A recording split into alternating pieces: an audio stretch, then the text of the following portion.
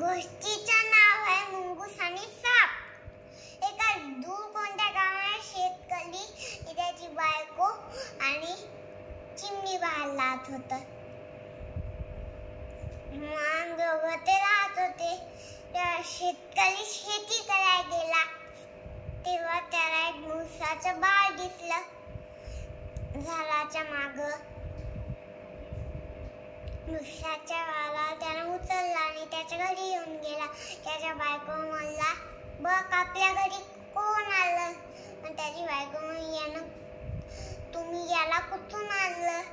तर शेतकरी म्हणे, मी त्या झाडाच्या मागं मुंगूसचं बाळ होतं तिथून आणलं।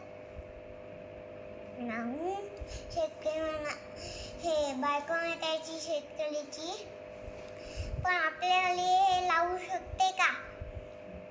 मग शेतकरी म्हणाला, हे वरच्या खोलीत राहील, चिमणी सोबत खेळील।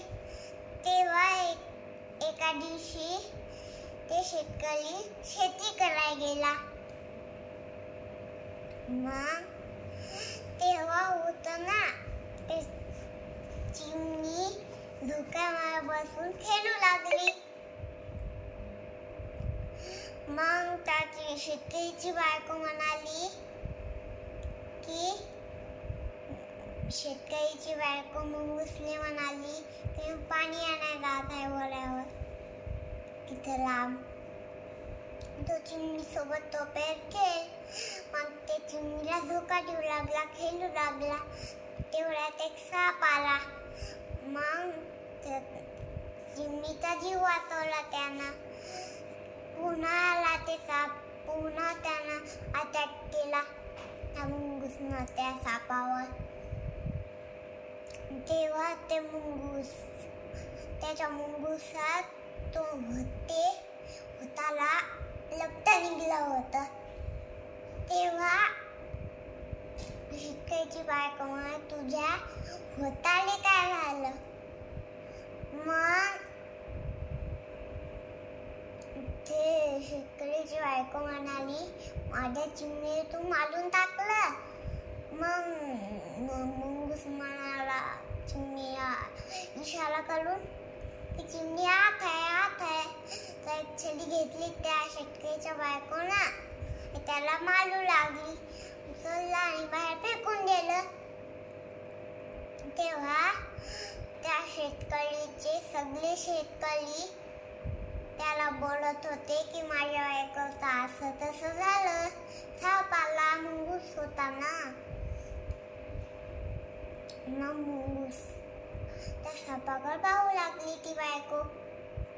मग साप मरून गेला। तर मग त्या बायको समजलं की आपल्या चिमणीचा जीव त्या मुंगुसानं वाचवला। तेव्हा मग ते काय झालं, मग मुंगुसाला आवाज द्यायली ती बायको।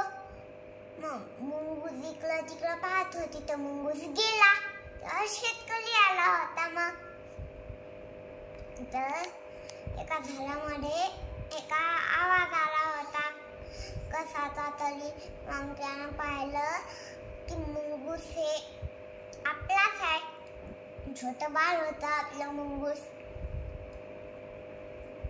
मुंगूसला आवाज मुंगुसाला म्हणलं ते शेतकरी म्हणला मुंगूसले, ए तू माझा बाळ आहे, माझाच बाळ आहे तू। मग त्याचा मिठी मारली घट्ट त्याला शेतकरीला। मग तेव्हा ते घरी घेऊन आला तर बायको म्हणला त्याच्या, आपल्या घरी एक मुंगूस आला। नाही, ते सगळ्या सोबत चिमणी सोबत राहत होता मुंगूस। चिमणी बी खुश झाली आणि मुंगूस बी खुश झाला। सगळे राहत होते मिळून गावात।